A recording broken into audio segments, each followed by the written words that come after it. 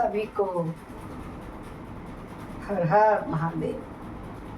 आइए प्रारंभ करते हैं।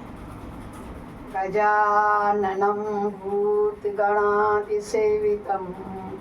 कपित्थजम्बूफलचारुभक्षणम् उमासुतं शोकविनाशकारकं नमामि विघ्नेश्वरपादपद्मम् नीलाम्बुजश्यामलकोमलाङ्गं सीतासमारोपितवां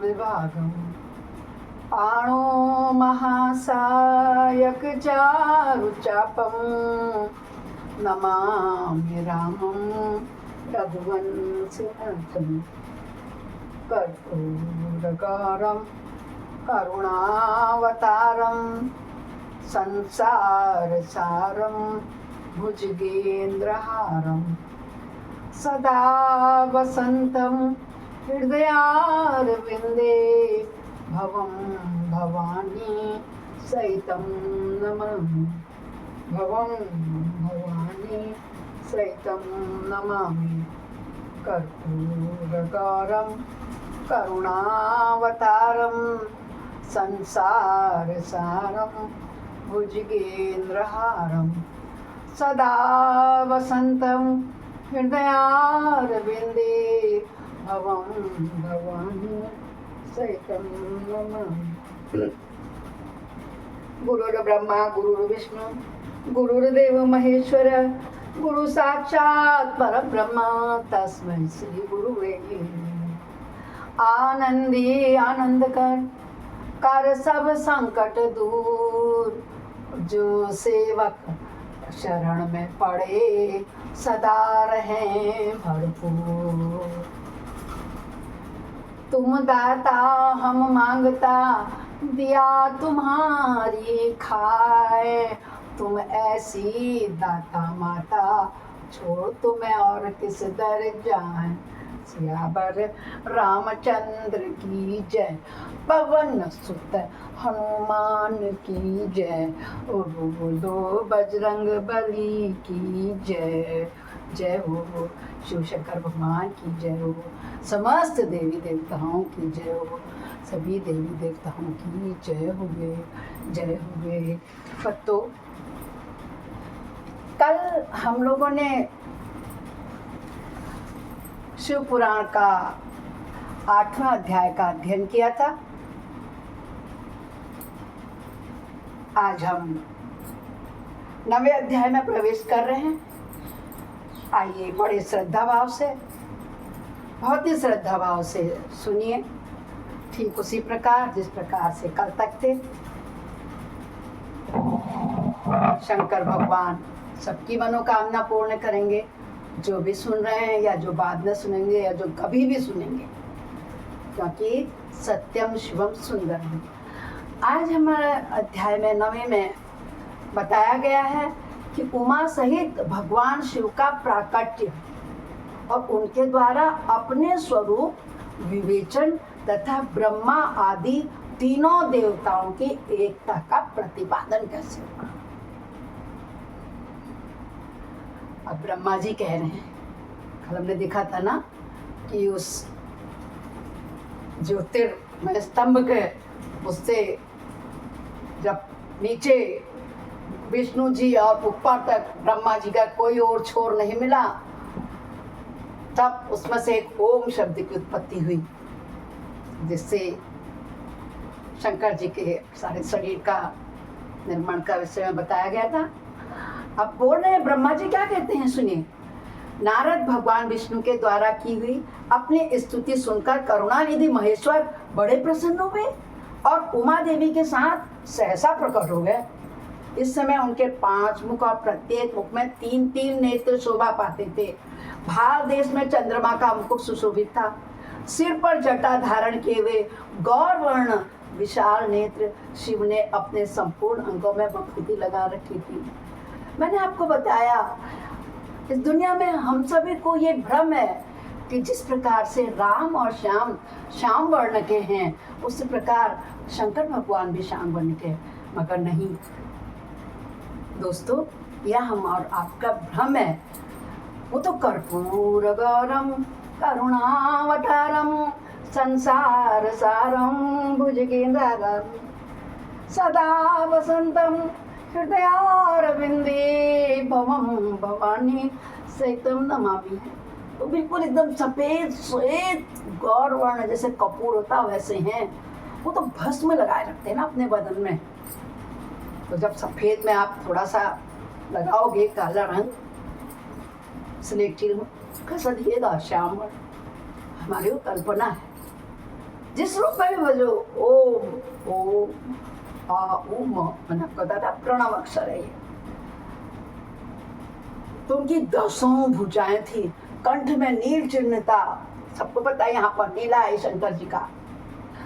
उनके श्री अंग समस्त आभूषणों से विभूषित थे। उन सर्वांग सुंदर शिव के मस्तक में भस्म में त्रिपुंड से अंकित थे। ऐसे विशेषणों से युक्त परमेश्वर महादेव जी को भगवती उसके साथ उपस्थित देख मैंने अपने भगवान विष्णु ने पुनः प्रिय वचनों द्वारा उनकी स्तुति शुरू कर दी। कौन कह रहा है? मैंने नहीं, ब्रह्मा जी और विष्णु जी दोनों ने ही स्तुति प्रारंभ कर दी। फिर से क्या स्तुति करी? आप लोग जहाँ पर बैठे हैं, चाहे सोए हैं, चाहे लेटे हैं, चाहे कहीं पर भी हैं, मनस्थ श्रद्धा पूर्वक दोस्तों हाथ जोड़ के क्रिया आपकी ओर से भी प्रार्थना वंदना स्वीकार करेंगे शंकर भगवान। तब पापहारी करुणाकर भगवान महेश्वर ने प्रसन्न चित्त होकर उन श्री विष्णुदेव को श्वास रूप से वेद का उपदेश दिया। सुने, उनके बाद शिव ने परमात्मा श्री हरि को गुह्य ज्ञान प्रदान किया। फिर उन परमात्मा ने कृपा करके मुझ पे भी वह ज्ञान दिया। नारद जी कह रहे हैं, वेद का ज्ञान प्राप्त करके कृतार्थ हुए भगवान विष्णु ने मेरे साथ हाथ जोड़कर महेश्वर को नमस्कार करके पुनः उनसे पूजन की विधि बताने तथा सदूप से उपदेश देने के लिए प्रार्थना की। ब्रह्मा जी कहते हैं, हे मुने, श्री हरि की यह बात सुनकर अत्यंत प्रसन्न हुए। कृपा निधान भगवान शिव ने प्रीति पूर्वक यह बात कही। क्या बात कही? शंकर भगवान बोले, सुरश्रेष्ठ गण, मैं तुम दोनों की भक्ति से निश्चय ही बहुत प्रसन्न हूँ। तुम लोग मुझ महादेव की ओर देखो। इस समय तुम्हें मेरा स्वरूप जैसा दिखाई देता है वैसे ही रूप का प्रयत्न पूर्वक पूजन हो और मेरी स्वरूपता प्रकृति से प्रकट हुए हो। मुझ सर्वेश्वर के दाएं बाएं अंगों से तुम्हारे आविर्भाव हुए। बताया था ना मैंने ब्रह्मा जी का, कैसे बता? उनके बाएं अंग का जब उनने मना था भगवान शंकर ने, तो ब्रह्मा जी प्रकट हुए थे ना विष्णु भगवान के नाभि से कमल डंडी के ऊपर, जिसमें शंकर जी ने जन्म दिया था ब्रह्मा जी को।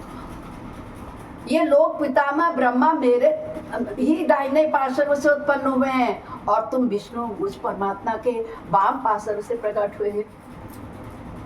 जब बाया अंग को शंकर जी ने मना तो विष्णु जी हुए और दाएं को किया तो ब्रह्मा जी का प्रकट हुआ था। मैं तुम दोनों पर भली भांति प्रसन्न हूँ, तुम्हें मनवांछित पर देना चाहता हूँ। शंकर भगवान कह रहे हैं, मेरी आज्ञा से तुम दोनों की मुझ पर सुदृढ़ भक्ति हो। ब्रह्मन, तुम मेरी आज्ञा का पालन करते हुए जगत की सृष्टि करो और वत्स विष्णु, तुम इस चराचर जगत का पालन करते रहो। हम दोनों से ऐसा कहकर भगवान शंकर ने हमें पूजा की उत्तम विधि प्रदान करी, जिसके अनुसार पूजन होकर के भी वे पूजक को अनेक प्रकार के फल देते हैं। शंभु की उपयुक्त बात सुनकर मेरे सहित श्री हरि ने महेश्वर को हाथ जोड़कर प्रणाम करके कहा। क्या बोले श्री हरि यानी भगवान विष्णु? भगवान विष्णु बोले, प्रभु, यदि हमारे प्रति आपके हृदय में प्रीति उत्पन्न हुई है, अगर प्रीति इतनी भी उत्पन्न हुई है तो आपसे हम यही वरदान मांगते हैं कि आप में और हम दोनों की सदा अनन्य एवं अविचल भक्ति बनी रहे। ये मांगा ब्रह्मा विष्णु। हम लोग तो कार, मोटर, गाड़ी, अच्छी बहू, अच्छा पोता, अच्छी बहू, बेटी, जब दामाद मांगते, हमने कहा भक्ति भक्ति। अब ब्रह्मा जी कहते हैं, मुने, श्री हरि की यह बात सुनकर भगवान हरि ने पुनः मस्तक झुकाकर प्रणाम करके हाथ जोड़े हुए उन नारायण देव से स्वयं कहा। किसने? शंकर भगवान। हरे गाया अब हरे, हरे कौन है? शंकर जी। हरि कौन है? विष्णु जी।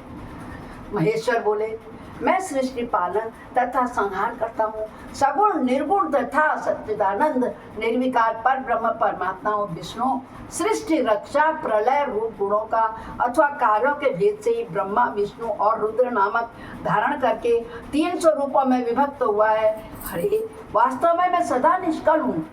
विष्णु, तुमने और ब्रह्मा ने मेरे अवतार के निमित्त जो स्तुति की है, तुम्हारी उस प्रार्थना को मैं अवश्य सच्ची करूंगा। तैयार हो गए शंकर जी, उनकी भक्ति को स्वीकार करने के लिए तैयार हो गए और कहते हैं कि मेरा ऐसा ही परम उत्कृष्ट रूप तुम्हारे शरीर से इस लोक में प्रकट होगा, जो नाम से रुद्र कहलाएगा। मेरे अंश से प्रकट हुए रुद्र की सामर्थ्य मुझसे कम नहीं होगी। जो मैं हूँ वह यह रुद्र है। पूजा की विधि विधान की दृष्टि से भी मुझ में और उसमें कोई अंतर नहीं होगा।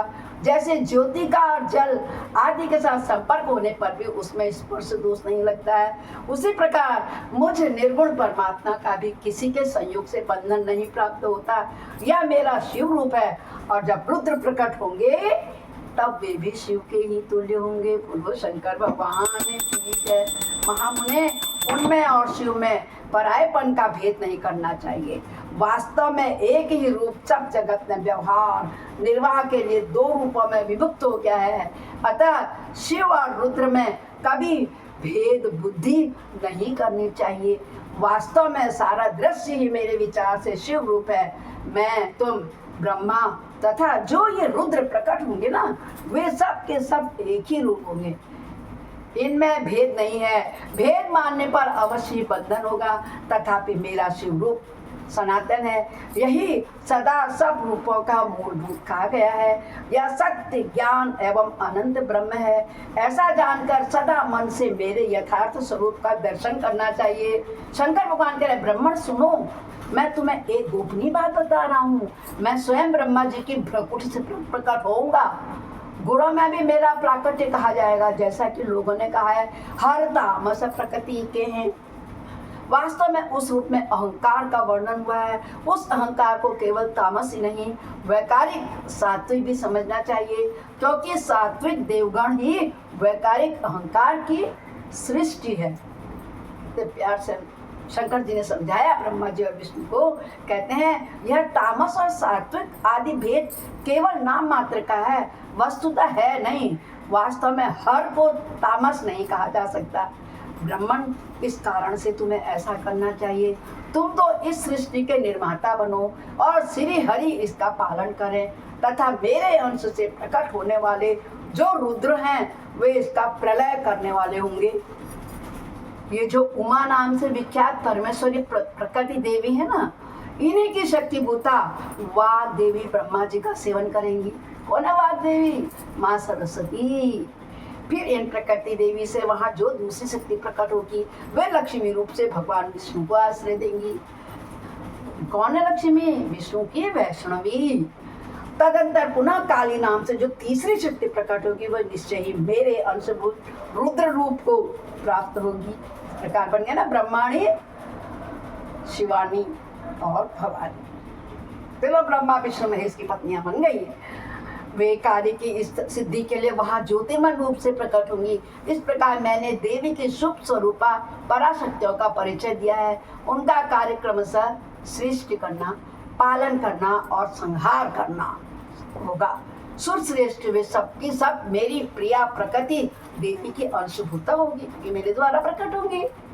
शंकर भगवान कहते हैं, हे हरे, तुम लक्ष्मी का सहारा लेकर कार्य करो। ब्राह्मण, तुम्हें प्रकृति के अंशभूता वाग देवी को पाकर मेरी आज्ञा के अनुसार मन से सृष्टि कार्य का संचालन करना चाहिए, और मैं अपनी प्रिया की अंशभूता परात्पर काली का आश्रय ले रुद्र रूप से प्रलय संबंधी उत्तम कार्य करूंगा। तुम सब लोग अवश्य संपूर्ण आश्रमों तथा उनसे भिन्न अन्य अन्य विविध कार्यों द्वारा चारों वर्णों से भरे हुए लोक की सृष्टि एवं रक्षा आदि करके सुख पाओगे। अरे, तुम ज्ञान विज्ञान से संपन्न तथा संपूर्ण लोगों के तैसी होगे।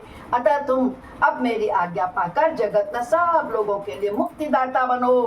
वही मेरे दर्शन होने पर जो फल प्राप्त होता है वही तुम्हारा दर्शन होने पर भी होगा। मेरी यह बात सत्य है, यह सत्य है, इसमें संशय के लिए स्थान नहीं है। मेरे हृदय में विष्णु है और विष्णु के हृदय में मैं हूँ।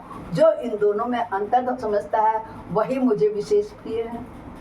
जो अंतर नहीं समझता है वही प्रिय, जो अंतर समझता है वो मुझे प्रिय नहीं है। कौन कह रहा है? शंकर भगवान कह रहे हैं। श्री हरि मेरे बाएं अंग से प्रकट हुए हैं और ब्रह्मा का दाहिने अंग से प्रकट हुआ है और महाप्रलयकाली विश्वात्मा रूप मेरे हृदय से प्रादुर्भूत होंगे। विष्णु, मैं ये सृष्टि पालन और संहार करने वाला हूँ। रज आदि त्रिविध गुणों द्वारा ब्रह्मा, विष्णु और रुद्र नाम से प्रसिद्ध होगा। तीनों रूप में पृथक पृथक प्रकट होता हूँ। साक्षात शिव गुणों से भिन्न वे प्रकृति और पुरुष से भी परे हैं। अद्वितीय, नित्य, अनंत, पूर्ण और निरंजन पर ब्रह्म परमात्मा है। तीनों लोगों का पालन करने वाले श्री हरि भीतर तमोगुणी, बाहर सतोगुणी धारण करते हैं। कौन? विष्णु। और त्रिलोकी का संहार करने वाले रुद्रदेव भीतर सतोगुण और बाहर तमोगुण धारण करने वाले। त्रिभुवन की सृष्टि करने वाले ब्रह्मा जी बाहर और भीतर से भी रजोगुण होंगे। इस प्रकार ब्रह्मा, विष्णु तथा रुद्र इन तीनों देवताओं में गुण हैं, परंतु शिव गुणातीत माने गए हैं। विष्णु, तुम मेरी आज्ञा से इन सृष्टिकर्ता पितामह का प्रसन्नता पूर्वक पालन करो। ऐसा करने से तीनों लोकों में पूजनीय होगे। बोलो हर हर हर महादेव। इस प्रकार रुद्र संहिता शिव पुराण का अध्याय 9 पूरा होता है। बोलो शंकर भगवान की जय।